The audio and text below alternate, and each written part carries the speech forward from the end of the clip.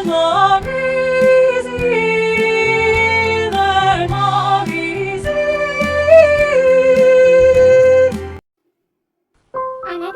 ఒక పెద్ద చెరువులో 3 చేపలు ఉండేవి. మొదటిది చాలా తెలివైనది, రెండోది కొంచెం ఆలస్యంగా ఆలోచించేది, మూడోది చాలా సోమరి. ఒక రోజు ఆ చెరువు దగ్గరికి 2 జాలర్లు వచ్చారు. వారిని చూసి మొదటి చేప వెంటనే తన మిత్రులతో, చూడండి, వీరు రేపు మళ్ళీ వచ్చి మనల్ని పట్టుకుంటారు. మనం వెంటనే ఇక్కడ నుంచి వేరే చెరువులోకి వెళ్ళిపోవాలి అంది. రెండో చేప, అవును, నువ్వు చెప్పింది నిజమే, కానీ మనం ఇప్పుడు వెళ్ళిపోవడం కష్టం.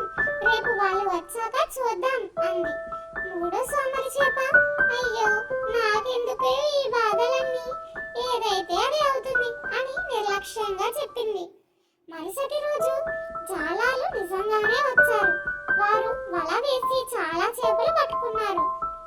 అందులో ఈ 3 చేపలు కూడా పడ్డాయి. అప్పుడు తెలివైన మొదటి చేప వెంటనే అప్రమత్తమై ఒక శవంలా నటించింది. అది ఏమాత్రం కదలకుండా చచ్చిపోయిన చేపలా ఉంది.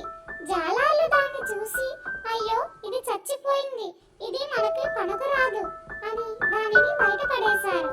అలా ఆ తెలివైన చేప ప్రాణాలను కాపాడుకుంది. రెండో చేప జాలాలు వలలో చిక్కుకున్నాక వలలో ఉన్న ఓ చిన్న రంధ్రం గుండా బయటికి వచ్చి ప్రాణాలు రక్షించుకుంది.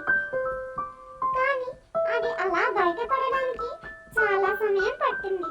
కానీ సోమరి మూడో చేప మాత్రం వలలో చిక్కుకుని బయటపడడానికి ఎలాంటి ప్రయత్నం చేయలేదు. దాని నిర్లక్ష్యం వల్ల అది జాలాలకు పట్టుబడింది. ఈ కథలోని నీతి ఏమిటంటే, సమయానికి ఆలోచించి సరైన నిర్ణయం తీసుకునేవారు జీవితంలో సురక్షితంగా ఉంటారు. సోమరితనం, నిర్లక్ష్యం ప్రమాదాలను తెచ్చిపెడతాయి. Subscribe, like. Thanks for watching.